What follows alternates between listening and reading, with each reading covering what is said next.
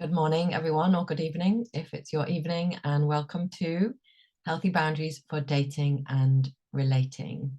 And this is the second workshop that I have run. It's the same workshop, but I don't script everything. I just use notes. So the content is always a bit different, and it also depends on the people in the room and the interaction and the questions. So I do encourage you to interact if you can, because that's how we get the most out of this, by participating, thinking about our own experiences, and identifying with each other. And the topic of boundaries is one that's very close to my heart. As I created this workshop, I had that scene from Dirty Dancing. This is my dance space. This is your dance space. You don't come into my dance space, and I don't come into your dance space. And hopefully you'll all know that scene. And the objective of showing that is, we get to decide where the boundary lies around us. We get to decide what we accept into that space.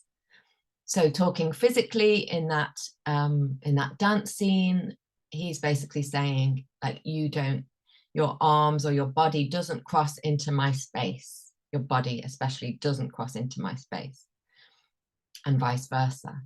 Now we can think of that in dating and relationship terms, as in you get to choose how soon someone comes close to you physically, or how close they come to you physically. You get to choose when you kiss, when you hold hands. So that's in a romantic sense. And in a non-romantic sense, we get to choose how people speak to us, the kind of language we accept into our lives. If somebody asks us to do something, we get to say yes or no, and we can set boundaries with other people. We can also set boundaries with ourselves. For example, Catherine, you can't have chocolate cake before your dinner. You eat your dinner first, and then you can have a slice of chocolate cake. And you can't have the whole chocolate cake. You can have one piece of chocolate cake. Or let's go to bed at 10 o'clock, because that is good for me, and I get a good night's sleep, and I'm good the next day. So I set boundaries for myself. Now, the reason I am so interested in all this is because it's easy to talk about it and say, okay, I'm going to set these healthy boundaries for myself and with others. But so many times we overstep our boundaries. We don't hold our boundaries. We have blurry or porous boundaries, and other people, we allow other people sometimes to trample on them, to violate them. We say yes when we mean no, and vice versa. And I'm really interested in why we do that. And so this workshop, we're going to look at the outer stuff, the practical elements. So the boundaries that we want to set in terms of our boundaries with ourselves, our boundaries with dates, our boundaries with colleagues, bosses, friends, family, but the inner stuff, which is what, what's the word I'm looking for? Which is what influences our ability to hold the outer stuff. And can you hear me okay? Because I've just realized I haven't put my microphone on, my proper microphone. Okay. Great.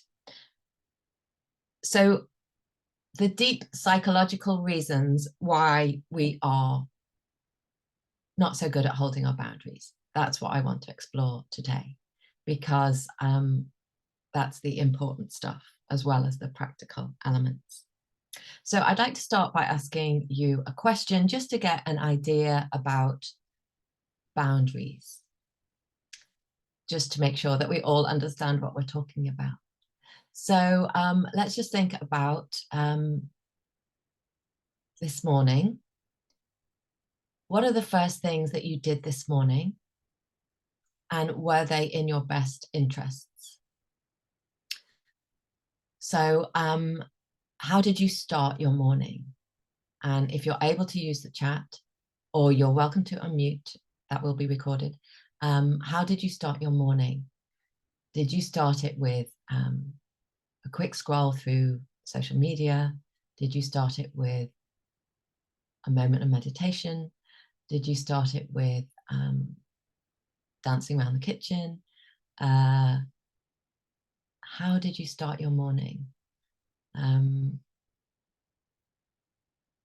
was that in your best interests? And if you're able to share in the chat, I'd love to just get an idea of how you began your day.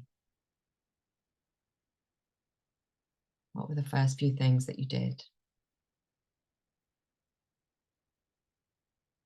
And if you're watching on recording, I'd like you to answer this question too. How did I start my day?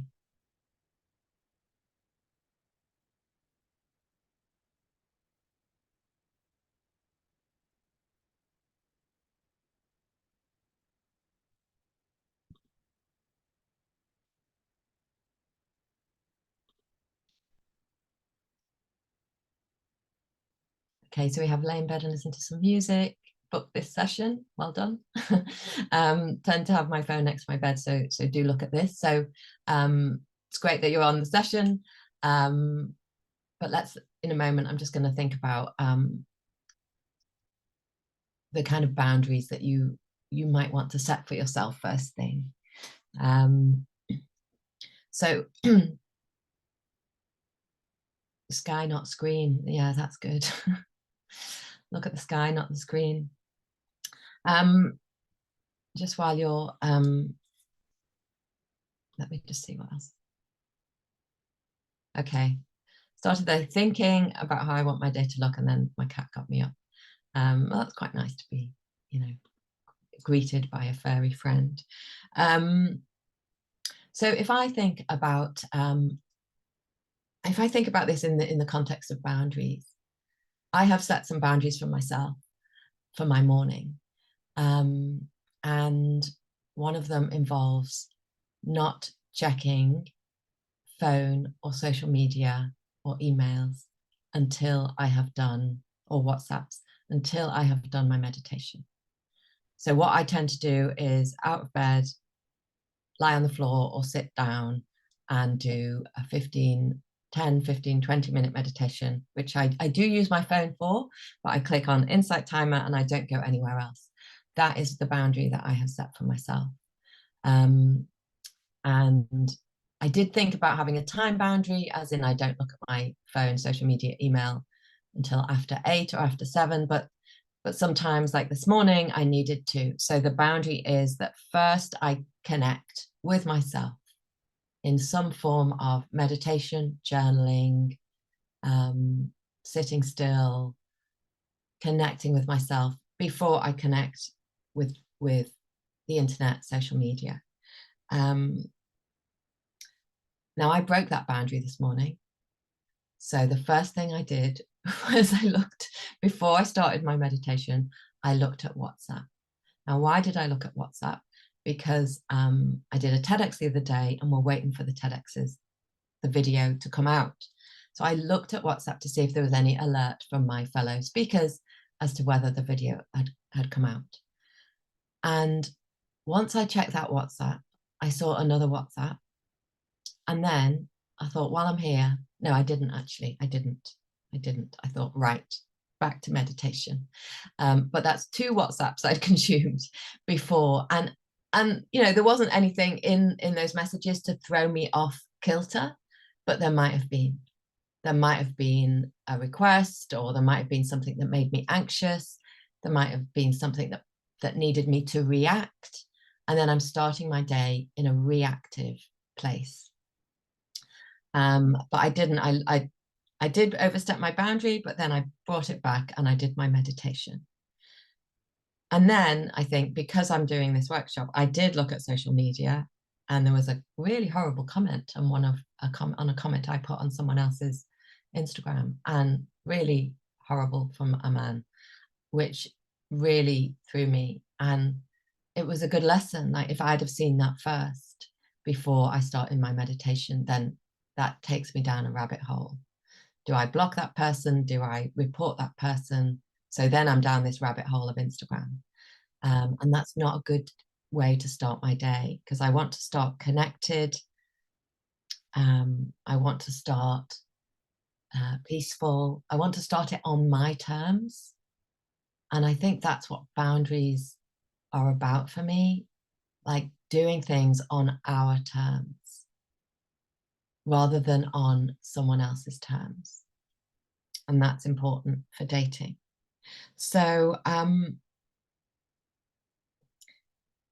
I'd like you just to think, and this is a very sort of practical question.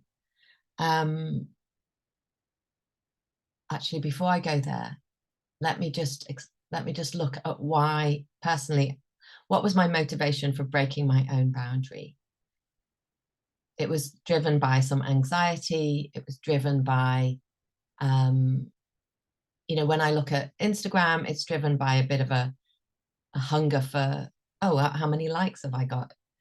You know, I still have the brain of an 18-year-old. It's driven by how, like, yeah, you know, am I wanted? Do people find me interesting? Am I liked? And when I check my email, it's similar. You know, does anyone want to hire me? Or, you know, so it's driven from a place that isn't a peaceful, connected place. It's trying to get something. It's a hunger for something. And I'm going to come on to that in a moment, because this is really important. But I'd like you just to think in practical terms.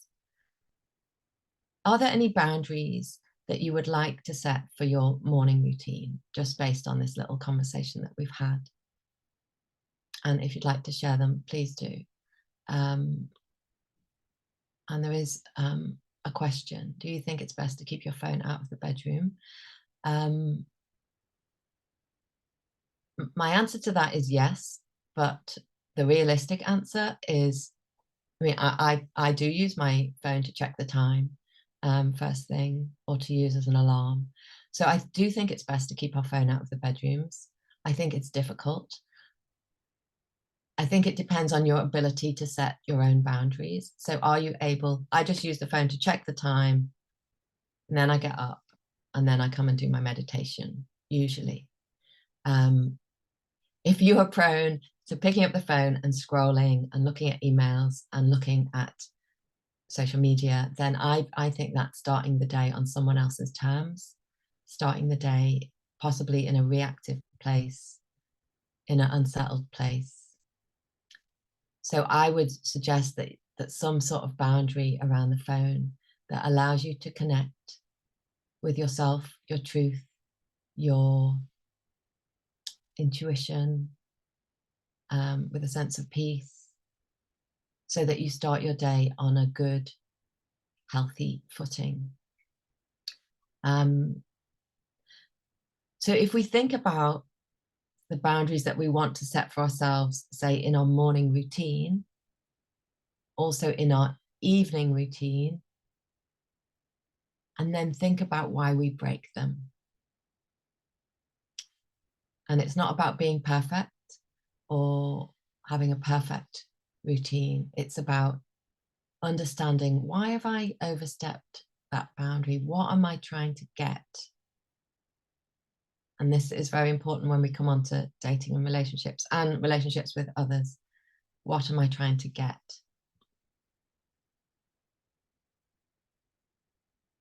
Okay, I'd love to meditate first thing, but I feel too anxious not checking my phone in case there's an important message. I think I'd feel distracted wondering what's on my phone if I meditated without looking first. So important message. I wonder if that's from work or from family or from anyone, anything. Okay. So I would, you know, I'm not saying you change your behavior if it doesn't work for you, but the important thing is to understand why. Do I get a sense of,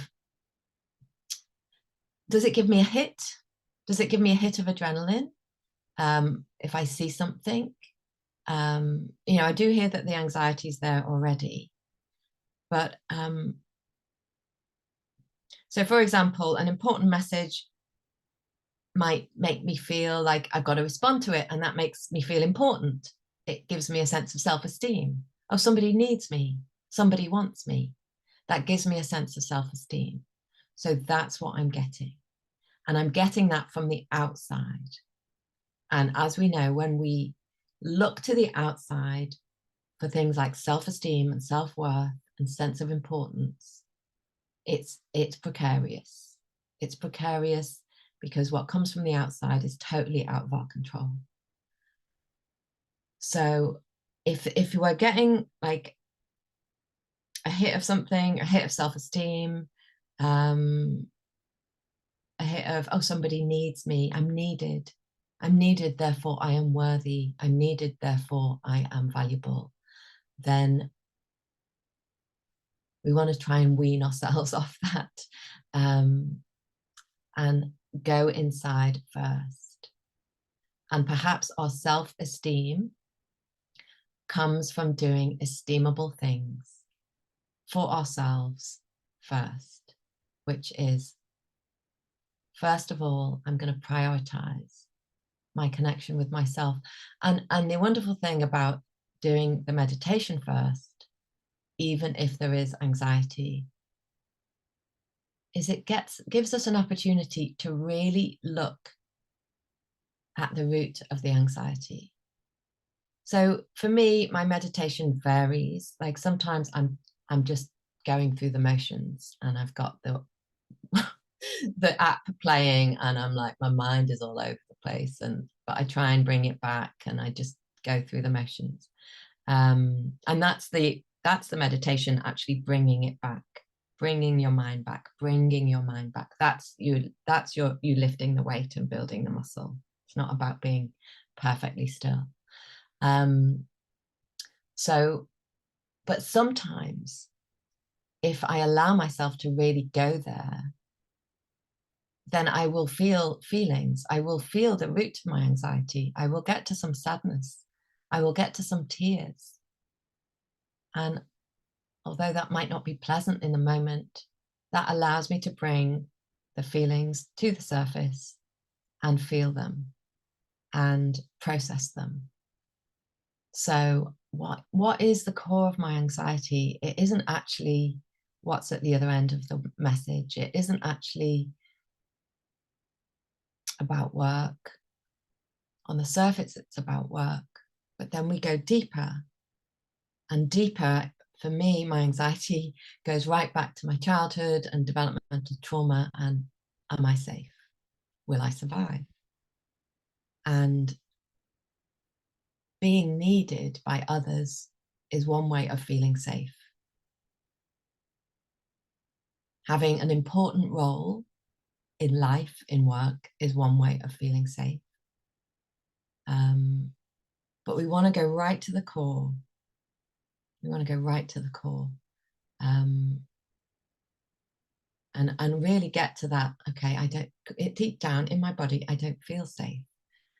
What are the memories that prompted those feelings? Maybe we want to process them, cry about them, and then we want to try and find ways to help us feel safe from the inside out, not the outside in, because the outside in is precarious and we're in a vulnerable position.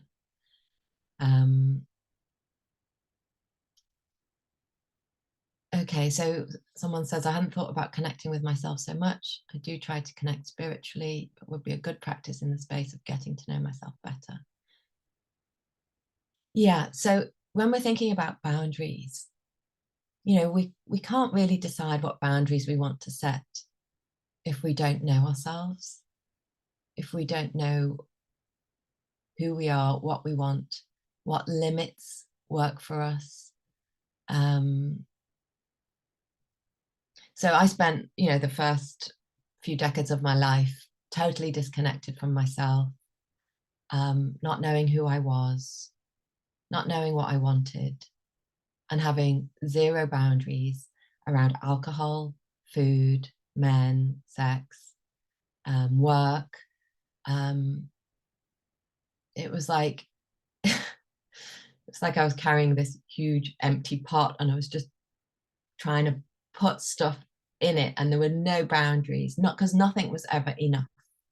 Nothing was ever enough, because the big empty pot I was carrying, what was actually missing from that was love. You know, that's the childhood wound. What's missing from that big pot is what is the needs that didn't get, are the needs that didn't get met when I was a child. So the connection, the love, the being seen, the being safe. So I'm carrying around this huge cauldron, empty cauldron, that needed those things in it, and I'm putting all this other stuff in it: food, sex, you know, degrees and work accolades and alcohol, and it's never ever ever enough. So as an emotional overeater, I could eat my body weight in food and it would not touch the sides. It would not touch the sides. I would not feel in any way full, because I was filling a hole that wasn't shaped like food. It was shaped like love. It was shaped like safety. It was shaped like connection. And I was filling it with food, and it would never be enough. So yeah, we want to know ourselves, and that comes from slowing down, sitting still, looking at the sky, not the screen, and taking the time to understand our needs, our wants, what works for us, what is in my best interests. So I'm just going to talk about, you know, why many of us struggle with boundaries. So there are a number of reasons. One of them is that many of us didn't have good role models for boundaries.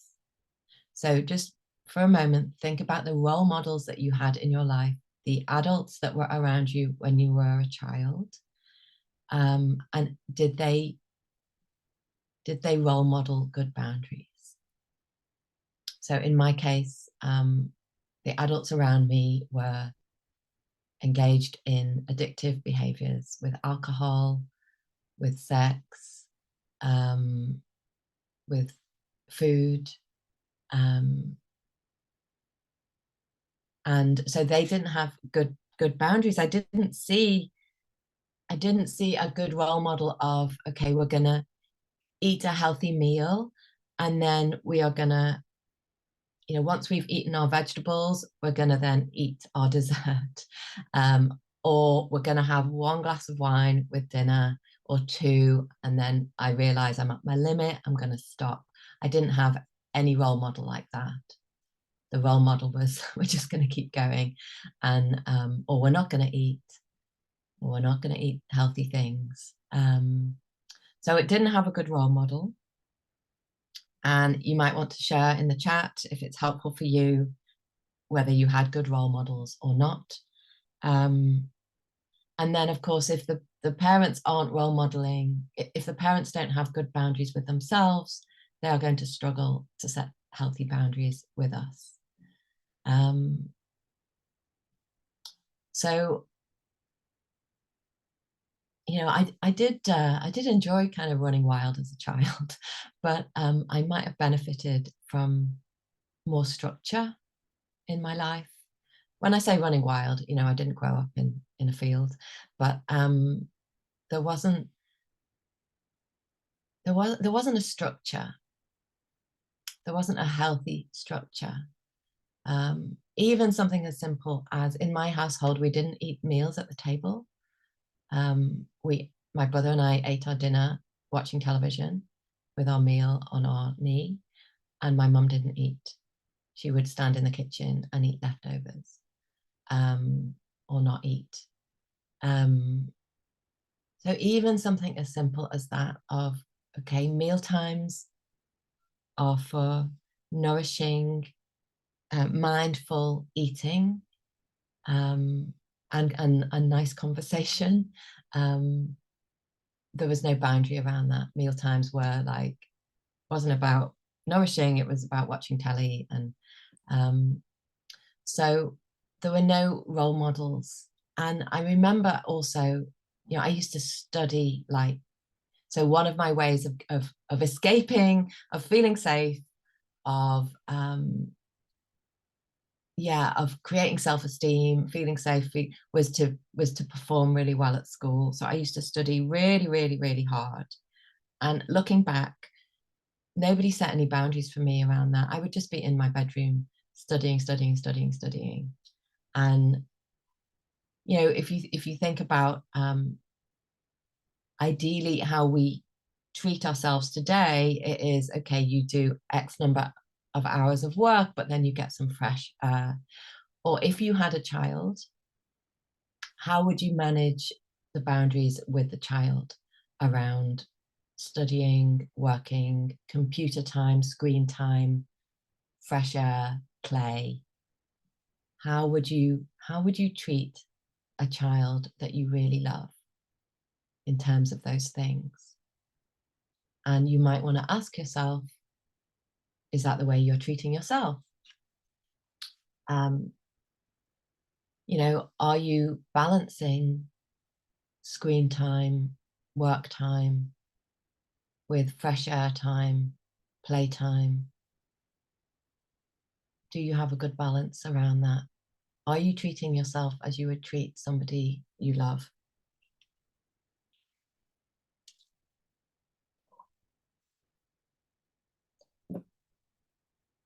And if you want to share where you're at with that, please do. I'm sure it'd be helpful for others to hear. And it's not about perfection, because it's about progress, and it's about also understanding what happens to us when we don't treat ourselves with healthy boundaries. So I don't know how many times I need to learn the lesson that if I stay on phone or email or Zoom until late at night, I won't sleep well. I won't have a good day the next day. So I'm learning it. I'm learning it. I now have a boundary that I don't check my emails after, or my social media after 9 o'clock in the evening. And I actually have I'll talk about this in a moment, but I have an ideal boundary, which is I don't check them after 8 p.m. But there are occasions when there's a big piece of work that needs doing, or I'm on Zoom till late, and then guaranteed, I won't sleep. Guaranteed, I'll wake up grumpy. And then all the other boundaries that I might have for myself, like healthy eating, a bit of fun, a bit of play, totally go out the window because of those previous boundaries that I have broken. So I set myself up to fail. Self-sabotage. Set myself up to fail.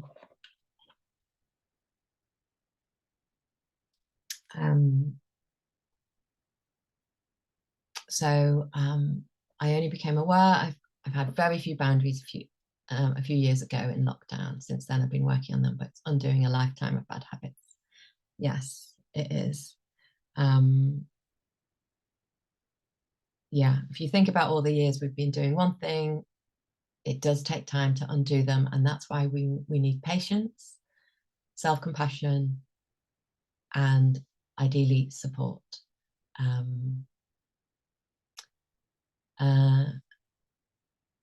I had reasonable functional physical boundaries, but emotional not so much growing up. Okay. Yeah. Yeah. Yeah. So I wonder if you just want to elaborate on what the not very good emotional boundaries looked like.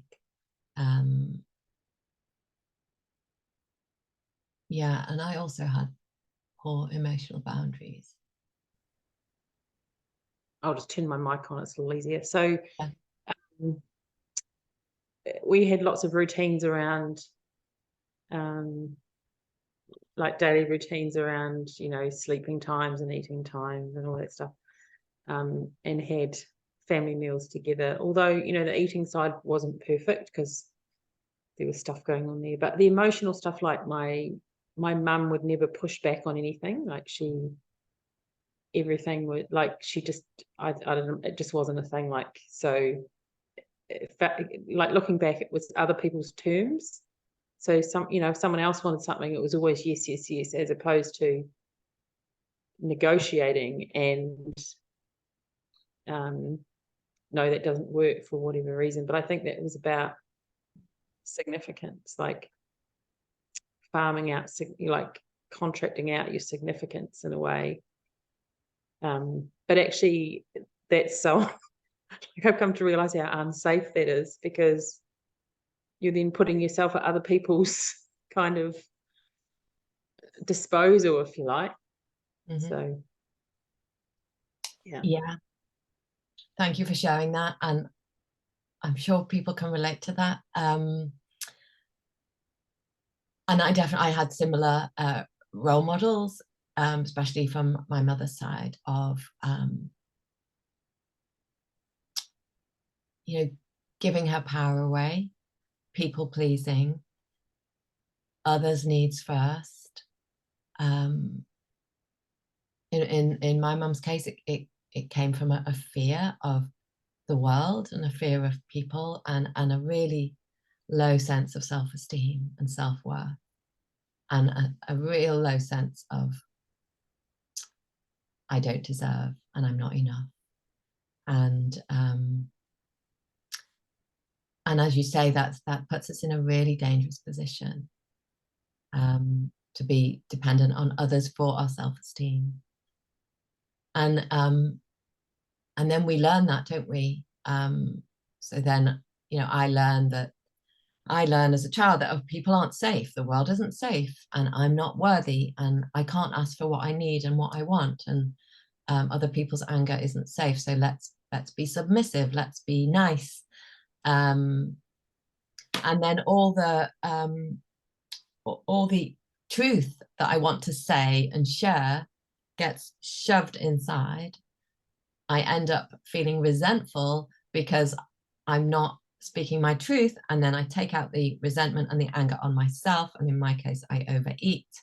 I turn my anger inwards, because our authentic selves are there, aren't they? And they want to come out, and we know what's right and what's wrong, and we know the limits, and we know when we want to say yes or no. But then we do it the other way around, and then we get angry with ourselves, and then we have to punish ourselves, or we do punish ourselves.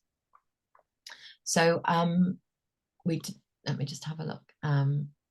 Yeah, someone says that their mum is proud of putting other people's needs first. She still sees this as a strength. Yeah. So there's that idea that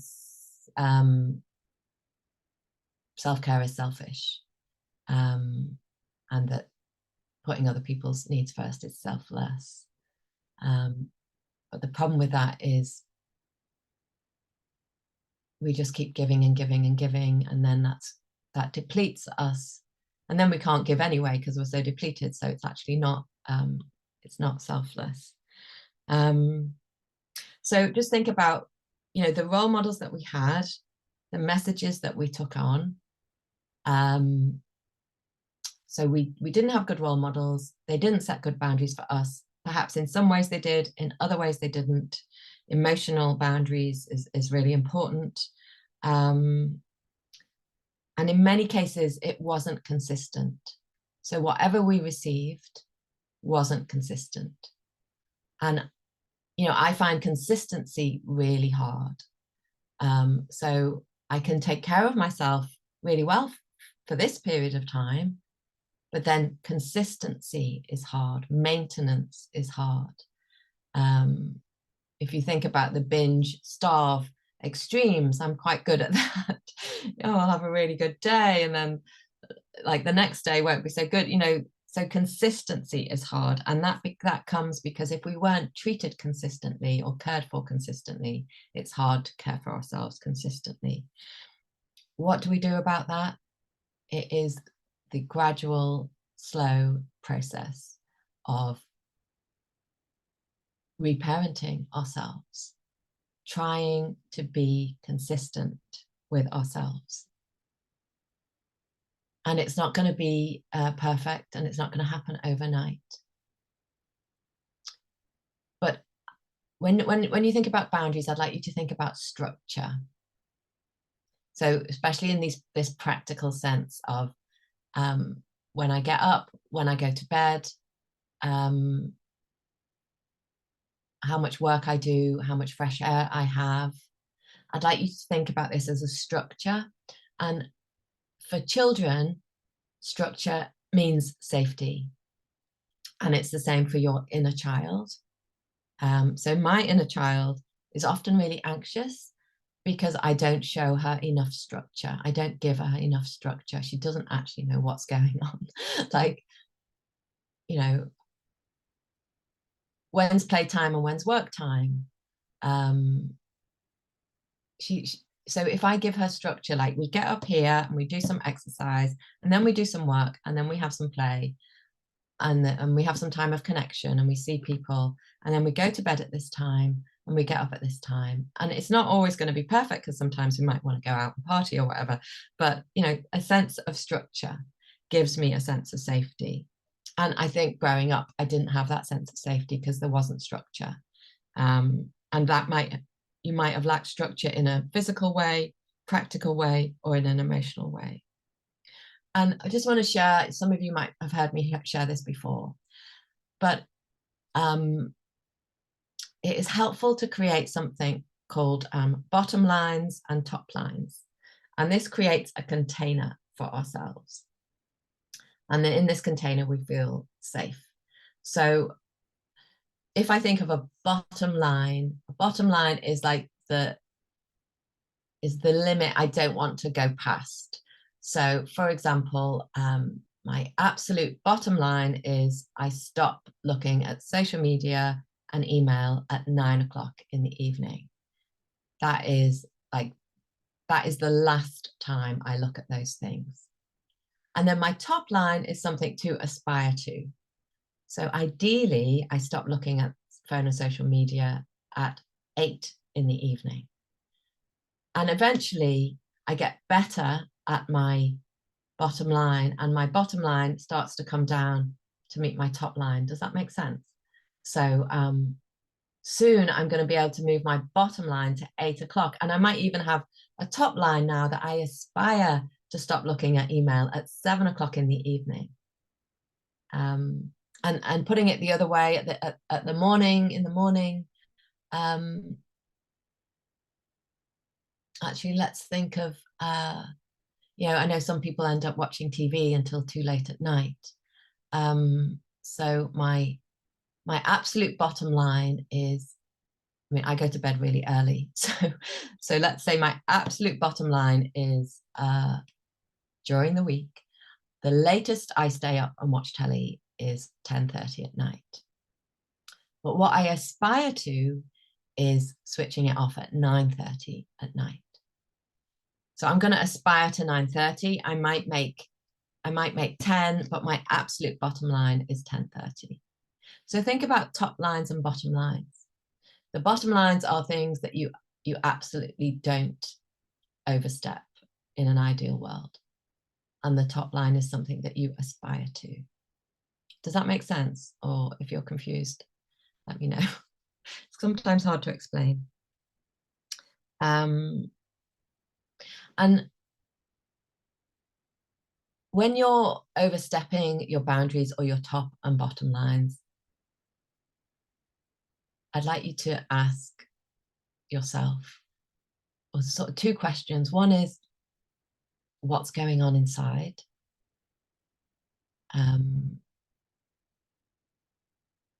You know, maybe you don't want to go to bed because you feel lonely, or maybe you don't want to go to bed because you don't want to wake up the next day because you've got loads on your plate and you feel anxious. So what's really going on inside when you struggle to meet your boundaries? And the other question is, who is in charge? Who's running the show? Is that your adult self? Or is that your child self?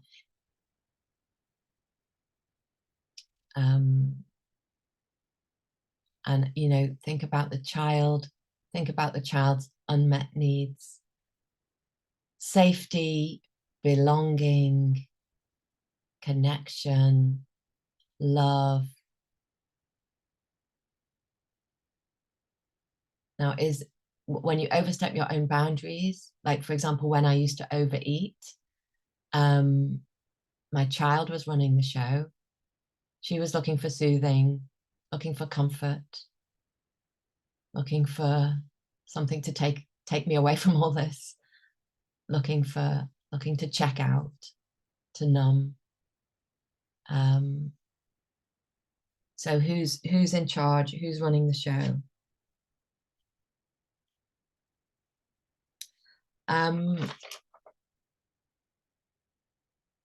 So what we're talking about is and this is important for dating and relationships, which I will come on to this in a big way, but delayed gratification. We're talking about delaying gratification or impulse control. So when I think about impulse control, I think about my dog. She's like, has no impulse control. She's a Cocker Spaniel. She's 2.5, 2 3/4. And obviously I need to train her to have impulse control and to have good boundaries. And she's my first dog and I'm not doing the best job of it. So like, if I drop a load of food on the floor by accident, she will just hoover it all up within seconds. She doesn't have this chip in her brain, in her little brain, that says, actually, if I eat all that, I might get really sick, or I might have stomach ache, or it might not be good for me. She has no impulse control. And that's what children are like. You know, if you give a child an iPad, they won't go after half an hour, I think that's enough screen time now. Please take it back. I want to go outside and play. I'd like some fresh air. They won't do that. They have no impulse control. They will play on the iPad until like they've got square eyes. You know, they will just keep going. They have no impulse control. So when you notice that you are struggling with impulse control, I'd like you to try and ask, who's running the show? Who's in charge here? And what is that child trying to get? What are they trying to get from acting out? Or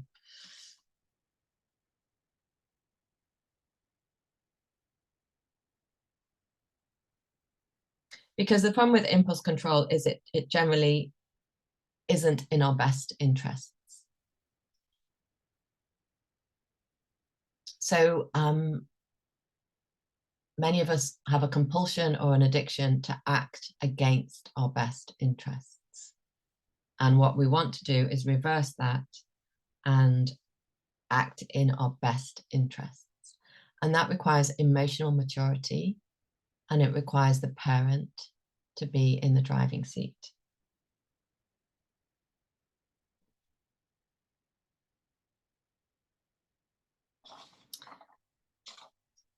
So just for a moment, let me just see what's in the chat. Okay, that's brilliant because I so relate to it.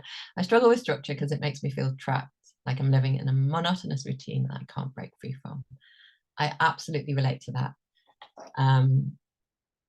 And I think it's about understanding where that fear of, first of all, really getting in touch with that fear of being trapped. For me, that comes from my childhood. I can't escape this. It's not good. I can't escape it. I feel suffocated. I feel like I need to take care of my mum and I can't go out and play and be free like other normal children. It's suffocating. And that's a really interesting point, because often for some of us, that's what comes up at the prospect of romantic relationships. The fear of being trapped, of being suffocated, of not being able to escape. And that means that we often either avoid true intimacy or commitment, or find people who aren't able to give us true intimacy and commitment because we've always got an escape route. So we really want to look that in the face and understand where it comes from and how it sabotages us. I think the answer to that is obviously understanding where it comes from, but then trying to have a conversation with ourselves, which is trying to have a conversation with the inner child, who's the one who remembers feeling trapped and not being able to escape, and try and bring her on side and say, okay, I understand that you fear monotony and you fear being trapped. We know where that comes from, but this is different. You know, this is what we're gonna put in place is a structure that's really helpful and that allows us to proceed in life, to get on with our dreams and our hopes and the things that are important to us, as well as to have play and joy and fun. So you're going to have to convince the inner child to trust you as the parent. And she's going to struggle because if she hasn't had a trustworthy parent, that's going to be hard. But you can show her that you are trustworthy by having good structure, by having, and I you know, I know this inner child stuff is quite hard and sometimes difficult to connect with, but I know in practical terms how I feel at the end of a day when I have had a good structure. So I've started my day with the meditation or the prayer, or the journaling or the self-connection. I haven't started it with social media. I've done some writing on my novel, which is one of my dreams. So I've met my creativity dream, and I've done something that's really important to me. I've fulfilled my role or my responsibilities. So I've showed up for my coaching clients. I've been on time. I've looked at my notes beforehand. I've done my notes afterwards. I've had a glass of water in front of me. I'm well nourished. And then once I've done my work, I can go and play or go for a walk. So I know personally, I feel a lot better when I have days like that. And if you think that my inner child, she's like, yay, okay, I see now, I can trust you. We get to do some play. We get to have some fun. We have some outdoor time. But I understand that you're the responsible adult and you also need to do these responsible things. So it's about showing her that you are trustworthy. And I really struggle with structure, but structure is actually the answer to some of these struggles. So I just want you to have a think just for a few minutes and post in the chat if you can. What areas of your life, in practical terms, because I'm about to move on to deeper stuff and dating and relationships, but practical terms, what areas of your life would you like better boundaries? Like think of 1, 2, or 3. So that could be morning and evening routine. It could be how you use your phone. It could be how many hours you spend at work. It could be how much TV you watch, how much you eat, what you eat, when you drink. Just have a think about that. And I'm just going to top up my water. So I'd love you to write in the chat while you do that. And if anyone does need to go and top up water or get a cup of tea, please do.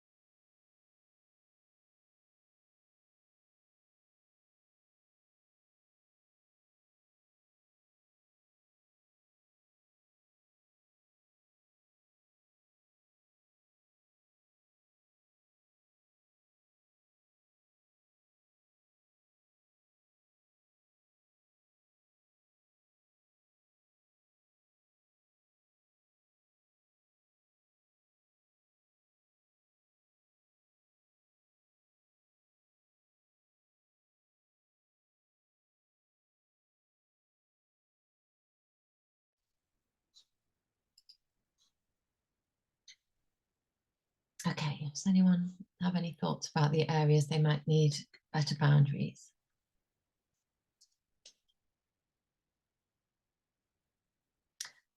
Okay, work, taking on too much, people pleasing, relationship, staying true to what I want to do and not compromising how I want to live my daily life. Food, feeding myself healthy meals regularly, great. So they're really good boundaries to aspire to. And I think the next section that we're going to talk about hopefully will help. But the important questions are, because there's the practical things. We all know what's good for us. The question is, why is this so hard? Why is this so hard? And I'm coming on to that in a moment, but just have a think about that. What happens? What drives me to overstep my boundaries? What drives me to people please, compromise myself?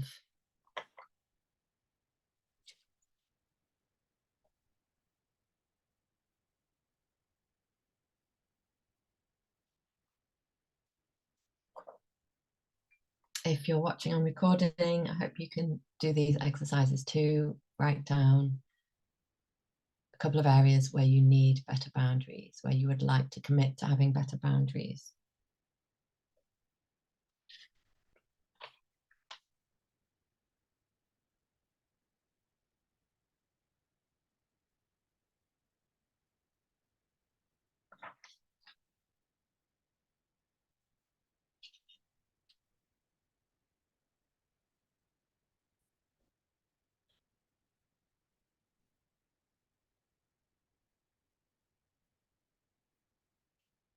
So I'll, if anyone else wants to share in the chat, please do. I'll move on to why we find it so hard to hold on to our boundaries.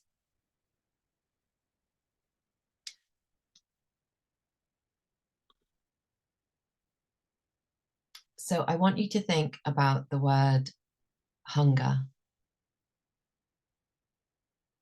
Hunger and craving. So when we have a hunger for something, then it is, just think about, you've heard me say this, I'm sure, you know, when we go supermarket shopping, when we are hungry, when we're really hungry, we basically just run around putting anything in our basket, and we might actually just buy something like a bag of crisps and open it as soon as we leave the checkout. I've done that many times because we're really hungry. So we'll put anything in our basket. We won't be discerning. We won't be able to pause and wait. And this is what happens when we overstep our boundaries. So we have a hunger for something. And that hunger generally comes from our unmet childhood needs. So if I think about what I am still hungry for that I didn't get as a child, that includes belonging. So I'm still hungry for belonging. And, you know, I can tell that I'm still hungry for it because it's that sense of nothing is ever enough. So, so for example, I have a husband and then I have a dog, and there's still a deep sense of not belonging, even though I have built this little family. So that tells me that it's not a rational thing. It's a deep emotional wound. So I could then go on and have, well, I can't now at my age, but I could then go on and have 3 children and think that the children will fix my need for belonging. And, you know, it might help a little bit. Like I've now got like there's now 5 grown-ups there's now 5 people in my family. Okay, that looks a bit more like a family than 2 people. But actually, if I'm trying to meet that inner need for belonging, it will never be enough. And I think, you know, as you know, I don't have children, and I'm sure it would have been wonderful in many ways, but I think I would have had a shock having a baby, thinking that it would fix my hole in the soul and my need for belonging, and then most likely ending up with postnatal depression because it didn't. And I'm not saying that children don't bring other wonderful things, but my motivation at the time would have been not ideal. So I have a hunger for belonging because it comes from a childhood wound of not feeling like I belong. I don't belong. I'm not wanted. I don't belong. What's going on here? I have a hunger for safety. I have a hunger for attachment, for connection, for love. And that hunger, you know, that's a craving. And when we have a hunger or a craving, it's really difficult to hold on to our boundaries. We overstep our boundaries. So similar with my work, you know, I think I used to think, okay, if I climb right to the top of my profession and I'm not famous, but I'm mixing with famous people. So I'm rubbing shoulders with the Prime Minister and famous people, then maybe I will feel enough. Maybe I will feel good enough. Maybe I'll feel important. And if I keep climbing and climbing, and in order to climb, I have to keep working and working and working really hard, like not having boundaries, not eating well, not sleeping well, not playing, not having healthy relationships, because I'm craving importance and safety and belonging. And maybe if I've got this fortress around me that looks like a job in Parliament and going to number 10 Downing Street and flying with the Prime Minister, maybe I'll feel enough. Maybe I'll feel safe. But it was never enough. It was never enough. And like knocking on the door of number 10 Downing Street was never enough. Like, how much higher can I go? Maybe if I'm Prime Minister, I will feel enough. But in order to get there, I have to literally, you know, kill myself with overwork and stress and unhealthy relationships and binge eating and all of this stuff that I need to use to sustain me to get to here. And then I get to here and it's not enough. So I would like you to look at the areas in which you overstep your boundaries and ask, what am I hungry for? So if you are working too hard, always working too hard, what does work represent? Does it represent safety? Does it represent approval? Does it represent validation? Does it represent self-esteem, love? And try and understand that it will never be enough because the wound is deeper, it's the childhood wound. And that's the wound we need to try and heal by giving to ourselves what we weren't given and by finding it in healthy places. So if I am overworking because I'm looking for safety, how do I create a sense of inner safety? How do I create a sense of feeling held and grounded and rooted and safe? Now, I understand there are practical considerations, obviously, like we need money to live, we need a house to live in, etc. But we ideally we want to get to a place where, obviously we want to get to a place financially where we feel safe and secure, but we want to get to a place emotionally and psychologically where we know we'll be okay. We know we'll be okay because we've got a deep sense of belonging, of attachment to myself. Think about the word anchor. So what is your anchor? How are you anchored? Do you look for your anchor in work, in achievement, in a relationship? Or are you anchored within? And how can you become more anchored within? And I know many of you know the route to feeling more anchored within. I know for many of us, it involves going outside and being in nature, feeling connected to nature, to something greater than ourselves, to universe, to God, to spirit, whatever works for us. It involves being more rooted and grounded in our lives. If you've done any of my courses or read my book, you know, I talk a lot about that inner oak tree, the deep roots, grounded, rooted, well nourished, well nurtured, not the thin, flaky tree that gets blown around in the wind. So we want to think about, what am I hungry for? And this is so important in dating and relationships. So obviously we are human. We have our hormones. Everyone wants to be loved. It's quite normal. There's nothing wrong with it. You know, connections with other people are really important.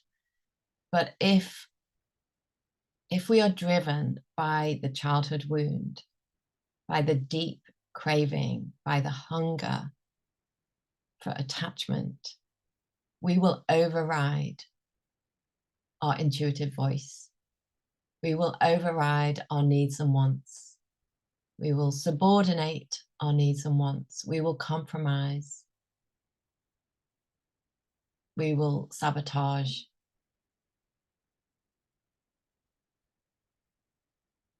You know, and for me, this used to look, you know, my journey has gone from sort of, well, from an extreme place. So my hunger for love and attachment used to look very messy. Like, let's get very drunk and hook up with people and have zero boundaries around sex. Let's put myself in a dangerous situation, like hitchhiking and getting into a car with strange men and then sleeping with them. Like, it was, you know, my hunger for a high as well. Let's get high, you know, let's get adrenaline high and high from feeling loved and wanted. So I put myself in really dangerous situations.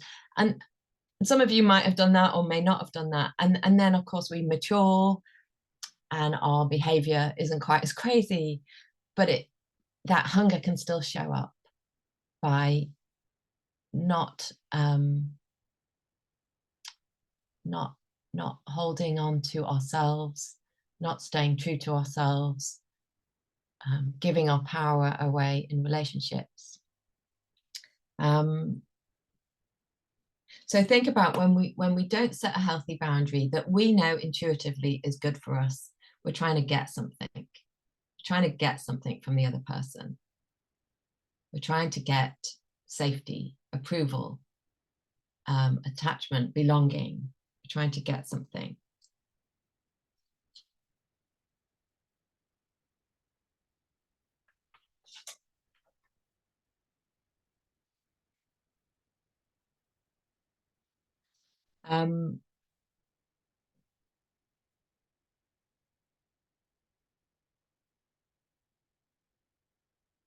So, you know, if you just to go to simple dating terms. So you're talking to someone on an app, and they suggest that you meet them.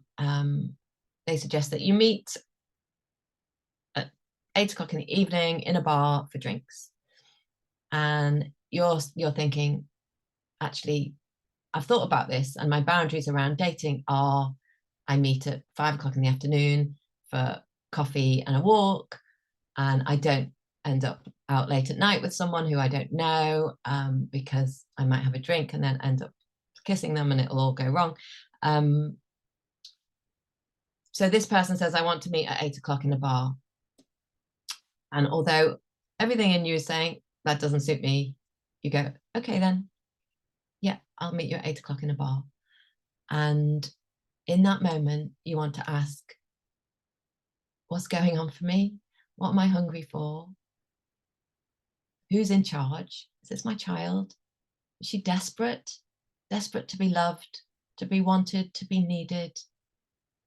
Does she feel like she has to conform, comply in order to feel safe, to be wanted, to be needed? And the same thing, you know, further down the relationship track, perhaps you find somebody says they want to do something and you say yes, whereas you actually want to say no, or you want to say that doesn't work for me, or you want to say I need a bit more time for myself, or I need to spend a bit more time with you. I'd like us to spend more time together. But you don't use your voice. You lose your voice. You censor yourself. You don't speak up, and you know you change you're a chameleon. You change your color to suit the other person. So what's going on? What's going on inside? What's going on? Who's running the show? What kind of needs are you trying to get met?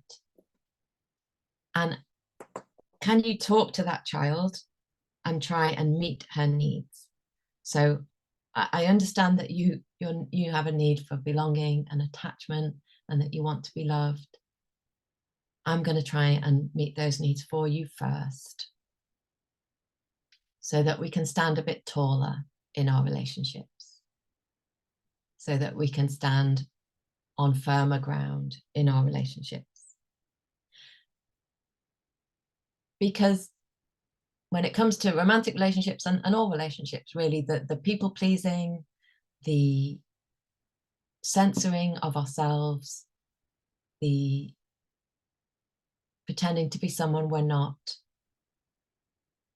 doesn't work in the long term. So for the short term, it might preserve the relationship for the short term. It might preserve the date. It might mean that you get to go on a date. Because if you say to the person, actually, I want to meet at 5 o'clock for coffee, and the person thinks, no, I want to meet at 8 o'clock in a bar because I want to get drunk, and you might say 5 o'clock for coffee and they might say no. So there you go, you've lost your date. But you've lost your date because you've been authentic and true. Alternatively, you preserve the date by being inauthentic. And then maybe you have another date, and then you're in an inauthentic relationship because you're not showing up as true. And the same for any other relationship, friendship, family relationship. We can preserve that relationship, but at what cost? So when we're being inauthentic and not true to ourselves, it comes at a cost to us. It comes at a cost to us. And that cost will show itself. For me, that cost might turn into binge eating or self-harming in another way. And ultimately, a relationship built on two people or one person who isn't being true to themselves can't last. And it's not in service to ourselves or to the other person to not be true.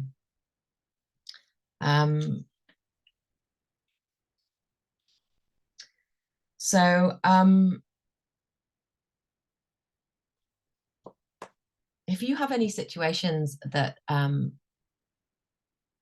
when I'm talking in this way, if you sort of think, oh, I have that situation at work or in a relationship where I'm not true to myself, or well, I'm craving something, then please do share them in the chat and we can look at them.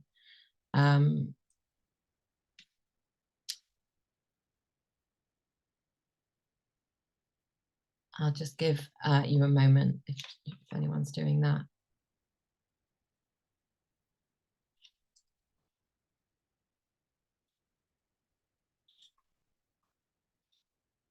It's amazing how long I can talk for. Time flies. I hope you're still all engaged.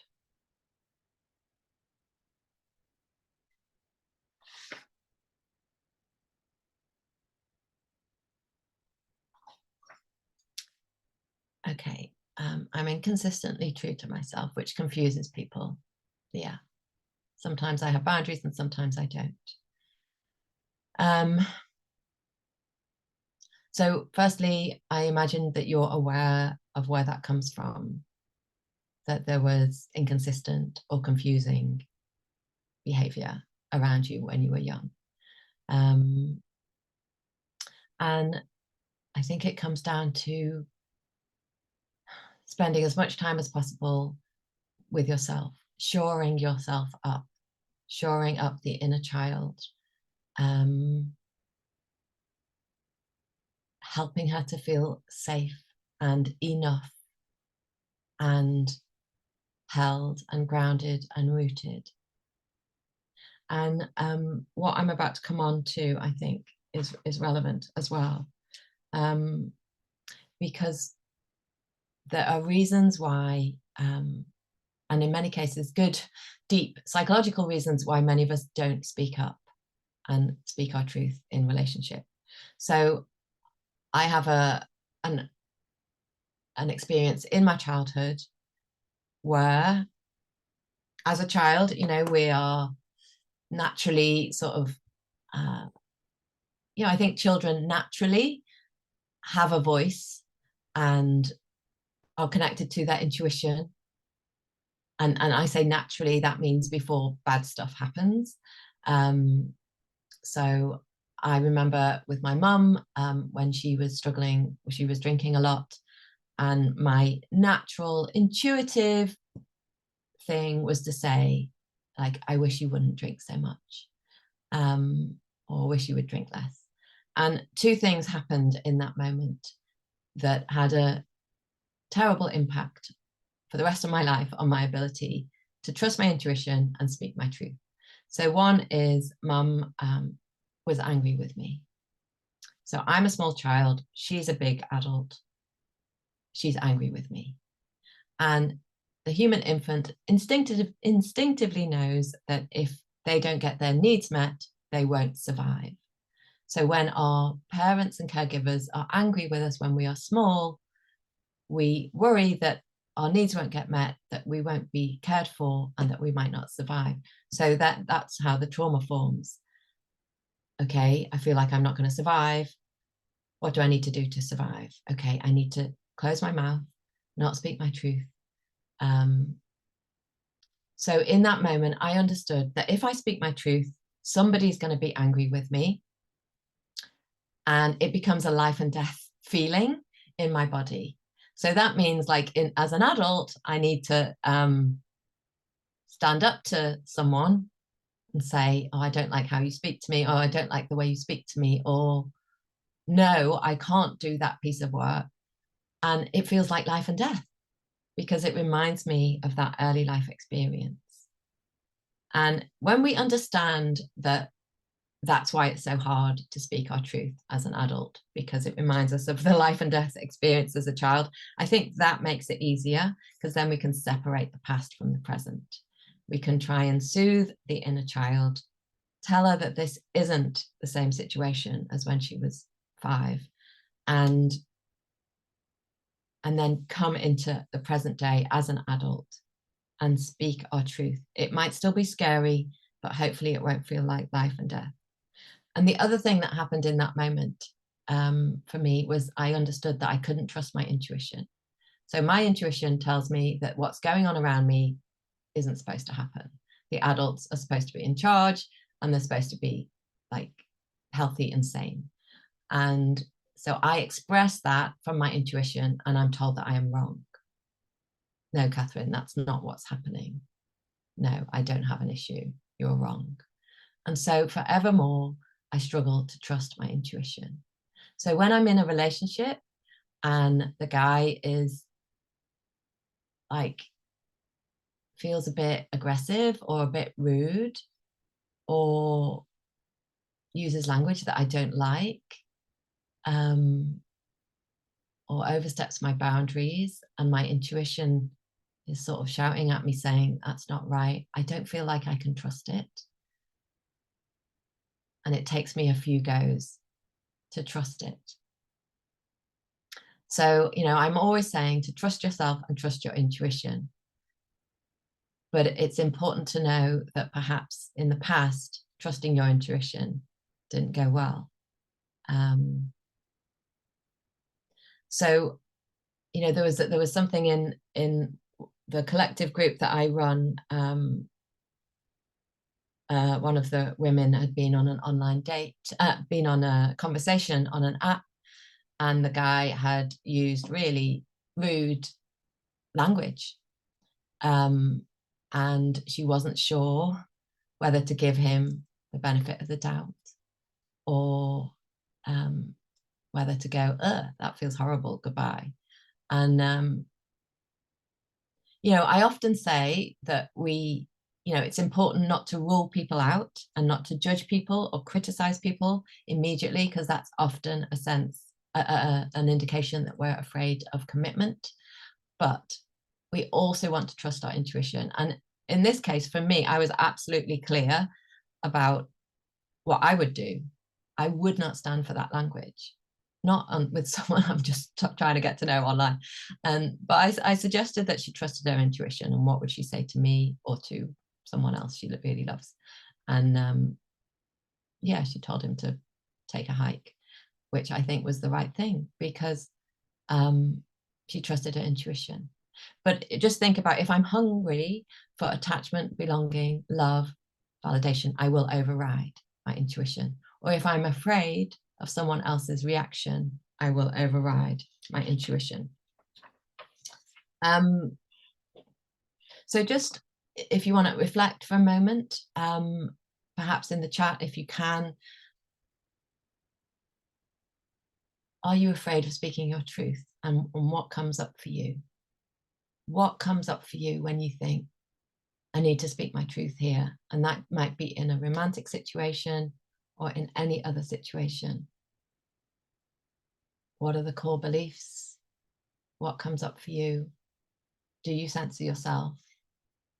Do you know why?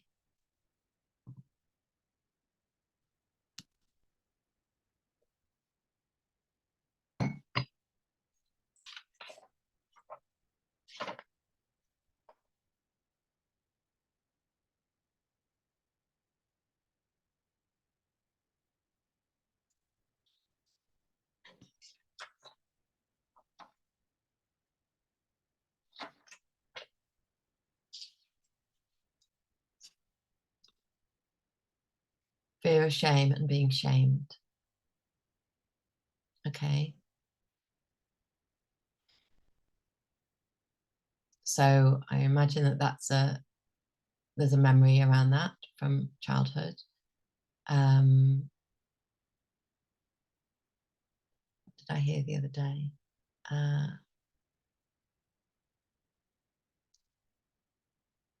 Yeah, I heard something about shame the other day. The thing about shame is it's when we take on shame as a child, it's often not our shame. It's their shame. And we take it on because we instinctively need to preserve the good image of the parent as being good and perfect. And therefore we need to make ourselves wrong. So we need to make ourselves the problem, because if we make them the problem, then we might not survive. So we need to make ourselves wrong and make ourselves the problem and bring shame on ourselves. Oh, it must be me, I've done something wrong. And this is a process, but you know, understanding that that's what we did because it was a survival technique, and then trying to separate the past from the present, and understanding that we are not that vulnerable child anymore.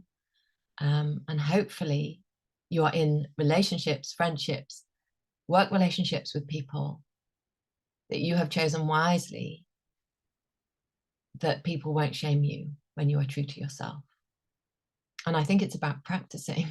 It's about practicing with healthy people and getting evidence that it's safe, that I won't always be shamed, or hopefully I won't be shamed.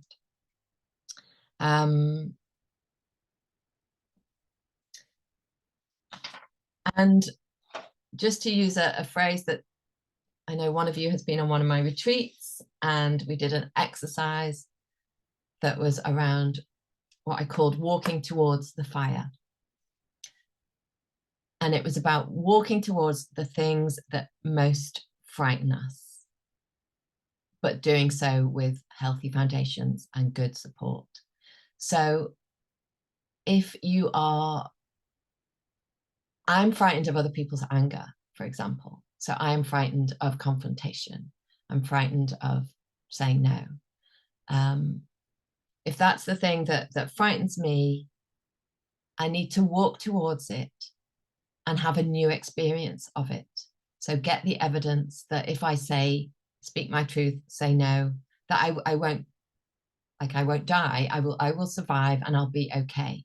And I need to do that with support, ideally, with accountability, with support. So just in terms of support, if I need to make a difficult conversation, I would normally ring someone beforehand and say, I'm about to have a difficult conversation. This is going to upset me. I'm going to be afraid of someone's anger. Then I'll make the conversation, have the conversation, and then I'll call the person again and say, I've just done it. I feel really shaky, but I've done it. Thank you for the support. Or if you're in one of my groups or if you're doing coaching with me, then you check in beforehand and you check out afterwards. And we get the support that we need, so we don't have to do it on our own. And that's why, like, dating with support is also helpful, because sometimes we can't trust our best thinking, because as I've said, our intuition, we don't always trust our intuition. So we need other people to go, actually, that language is awful, or but you had a boundary to only meet in the daytime. Why are you overstepping that? You know, we need people to sort of hold us gently accountable. And boundaries, you know, being able to be true to ourselves and set boundaries, it comes with practice, and it comes with being more fluent in the language. And there's one more thing I wanted to say about when we speak up, which is just being aware of what we call the afterburn. So I know, for example, when I spoke up to a family member, which was a bit frightening because, you know, family, when I was growing up, that person was all I had because the parents weren't really doing their job. So when I tried to set a boundary or speak up to a family member, it was very frightening. And after I've done that, or if I speak up to a date, someone I'm dating or a relationship, I get the afterburn, which means I get an attack of shame, what Brené Brown called the shame hangover. So I get an attack of shame, and I get this flood of thoughts of, I shouldn't have done that. Catherine, you shouldn't have spoken up. You shouldn't have done that. Like, let's take it all back. Or let's ring up the person and apologize. I didn't mean to say that. I'm really sorry. I said no, but I'll say yes. And that's the afterburn. And what we want to do is do nothing. So if you're experiencing afterburn and you have a temptation to take your boundary back, to ring the person up and apologize, to say, oh, I didn't mean that, you want to pause and sit with the uncomfortable feelings. Ideally, share them with somebody who supports you, a healthy person, but you want to pause and not take any action. And I guarantee that the feelings will pass, and it might take a day, it might take 2 days. I remember I've shared this before, and it's in my book, but when I was dating this guy and I really liked him, but I sensed that he wasn't up for commitment, and I knew that I needed to say something. So I plucked up all my courage. I spoke to lots of friends, and then I set a boundary with him, sort of a boundary with him. I spoke my truth. I said, you know, this is what I'm looking for in a relationship: more interaction, more connection. I'd like to spend weekends away with you. I'd like to see you more than once a week. I'd like us to build something. I'd like it to lead to something. And I said, like, you don't need to tell me right now, but I'd love to know what you're looking for. are you looking for a committed relationship? And then he was in my house and we carried on chatting, and then we kissed, and it was so tempting to let him stay the night and sleep with him. And that would have been overstepping my boundary, because my boundary was, I'm going to speak my truth and then I'm going to get him out the house. Because once like the physical stuff is involved, then I'm in deep trouble. Extricating myself from a romantic relationship where I have got physical is really hard. So I managed to get him out the house, which was amazing. He came back a couple of weeks later and said, no, he wasn't looking for what I was looking for, which was completely devastating. And I had the afterburn. I was like, oh my goodness, I should never have said anything. I should have preserved the relationship. I should have slept with him, hooked him in. And that was the afterburn. And I so wanted to ring up and say, forget it, let's just do casual. That's fine. But I didn't. I held my nerve. And in about 3 weeks, the feelings subsided. It took that long. And then I saw the light. Okay, I'd been true to myself. I'd stated my needs and wants. The relationship had ended, but on my terms, like not, and I hadn't overstepped my boundary and slept with him and got hooked in. So yeah, the afterburn. Be aware of the afterburn and be prepared for it. Know that it's going to assail you, and get everything in place to protect yourself. Get your friends on board. It doesn't matter what it is, whether it's speaking with family or friends or work or saying no. You know, imagine if you switch your computer off at 5 o'clock because you want to go on a date, or you want to go to the beach, or you want to exercise. And you know you've done your hours of work. You switch it off, but you're assailed or assaulted by this guilt and this shame and this not enough and what ifs and anxiety. Hold your nerve. Don't switch it back on, and just see what happens. And the likelihood is nothing bad will happen. Nothing bad will happen. And you might, like me, have a core belief that says, if I'm true to myself, something bad will happen. And it's about going against that core belief. Well, walking towards that core belief and seeing that nothing bad happens. So could obviously carry on for about 3 hours, but I'm gonna try and summarize a few other points, and then if you have any questions, please put them in the chat. Otherwise, also stay on, because I'll switch the recording off and we can have a chat. Think about fluency. The more fluent we become with saying yes, saying no, stating our needs and wants, the easier it will be, like learning any other language. So my fluency around boundaries started with sending the soup back in the restaurant if it was cold. So, you know, I want warm soup, I'm paying for it. If it's a bit cold, I'll send it back. And my husband's really embarrassed because I do it all the time, but I'm not eating cold soup. And I have to manage my shame and my feeling of, oh, I don't deserve, or oh, I'll just eat it. I'll make do. And I have to get what I want. And I feel so much better when I do. Think about the pause. So when we're thinking about boundaries around practical things like phone use, food, alcohol, screens, think about the pause between stimulus and response.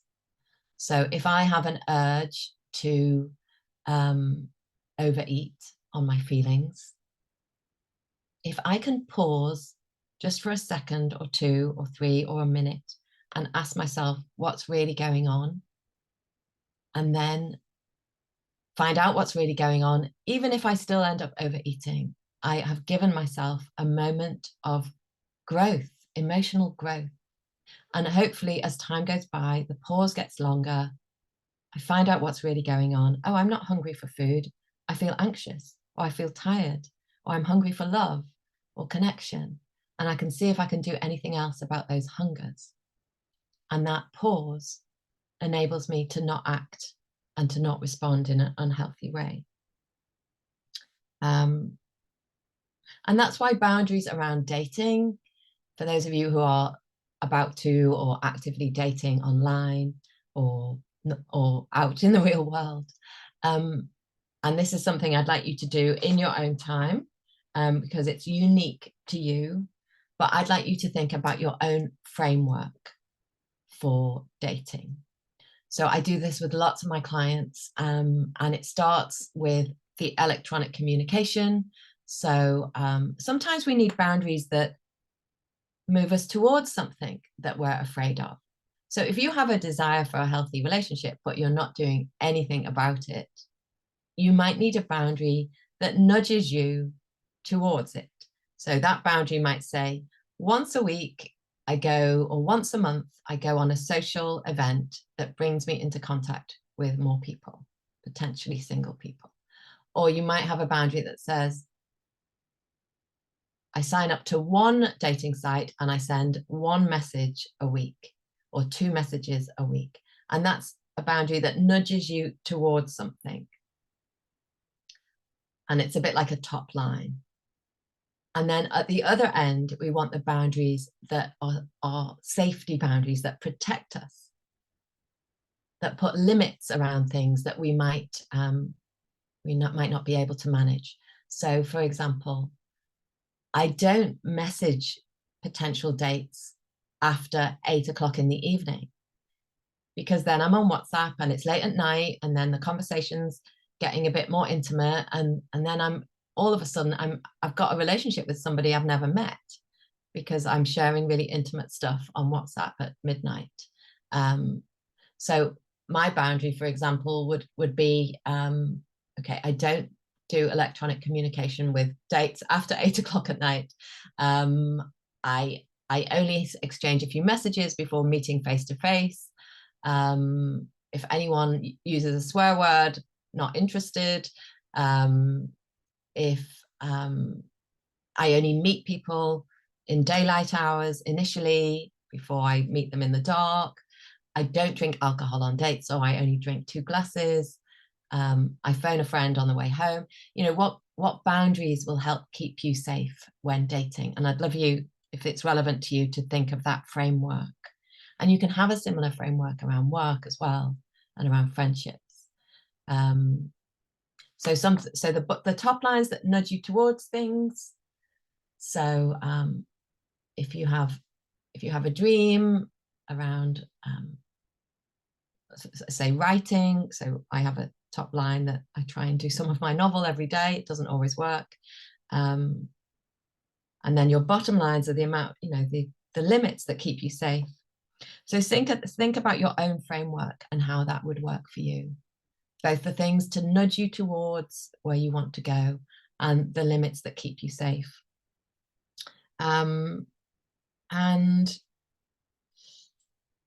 what was I about to say? Yeah, and think about your own framework with yourself around food, exercise, TV, screens. What kind of framework would keep you safe? Structure. Think about structure. And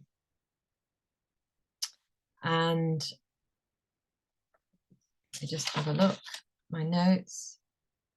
And with these boundaries, like around dating, we're not perfect. We're not robots. We're human beings. So if I go on a date and I commit that I'm not going to kiss someone, and then I kiss someone, that's okay. I'm not a terrible person.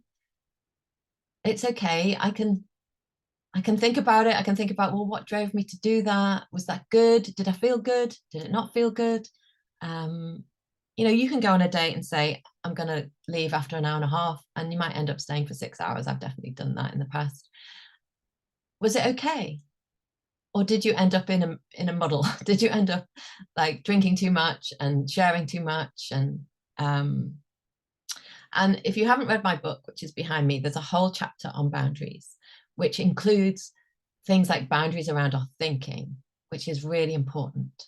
So not only the sort of negative spirals of thoughts, but the fantasy thinking. So, you know, I was prone to meeting someone, and then within minutes in my head, we were married with children, and this fantasy forms in my head, and then I'm detached from reality. So we want boundaries around our thinking, as well as boundaries around the physical stuff and the practical stuff. And I'm just going to look at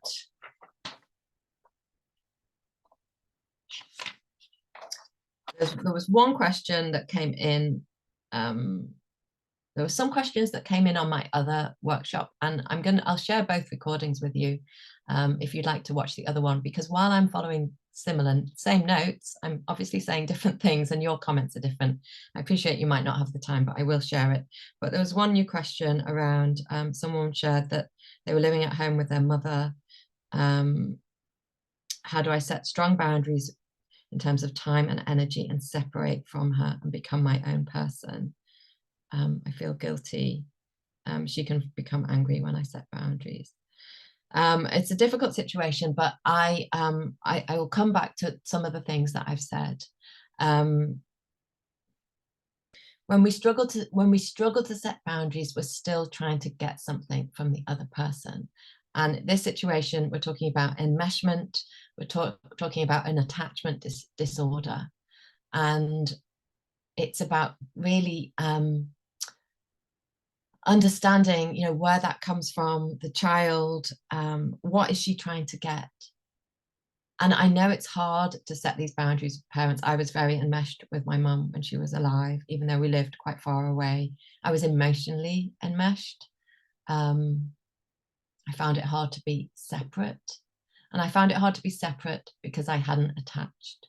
And when we don't attach properly as children, we find it very hard to be separate as adults. So we want to work on our attachment to ourselves, because that's the only attachment we have left initially before we attach to other people. So how do I attach to myself in healthy ways? How do I build up that attachment to myself, knowing myself, trusting myself, caring for myself? And when we're not holding the boundary, say with a parent, I'm still trying to get something from her that she isn't able to give me. And that involves a grieving process as well, stepping back and grieving. But for me, this is all about the inner child and helping her to feel safe, to detach with love. There's a great book on my shelf. Melody Beattie is a writer. She writes a lot about codependency. She's got a book called Codependent No More. And one of the phrases she uses is detach with love. So when we're in a relationship with someone who is an addict or with whom we're enmeshed, we want to detach with love. And the best way to do that is to become more attached to ourselves and our lives and our truth. Just to, oh gosh, I'm going to wrap up now. Time has flown. I'm just going to run through a few points. Understand why we struggle to set consistent boundaries, because often we didn't have role models. They weren't set for us. Understand that what hunger you might have or what craving you might have, belonging, love, intimacy, connection, safety, when you're overstepping your boundaries or letting other people trample on them, what are you hungry for? Try and meet that hunger yourself and find that ways to meet that hunger in healthy ways. So how can I meet my hunger for belonging? How can I meet my hunger for safety? Think about boundaries, not walls. Walls, I find that very hard to say. Walls. So when we have walls, it is often that we are afraid of commitment. We're afraid of attachment. And walls can look like rejection, criticism. So I used to date with walls. So I used to date with both, no boundaries and walls. So in some occasions, I would have totally porous boundaries. I would sleep with people before I knew them. In other occasions, often with emotionally healthy people, I would have walls. So I would judge them, like, you're not enough. I don't like your hair. I don't like your nose. I don't like your shoes. I don't like where you live. I don't like how you speak. And all these rational reasons not to be with someone because I'm afraid of commitment. So think about whether you have walls, and we want to replace the walls with healthy boundaries. And think about what happens when we let others trample on our boundaries. The inner child is hurting, and she's going to act out somehow. She is going to harm herself somehow. She might end up resentful and angry. Think about the afterburn, standing your ground, honoring and respecting yourself, and acting in your best interests. And I will wrap up there, and I'm gonna switch off the recording. So goodbye to those who are on the recording.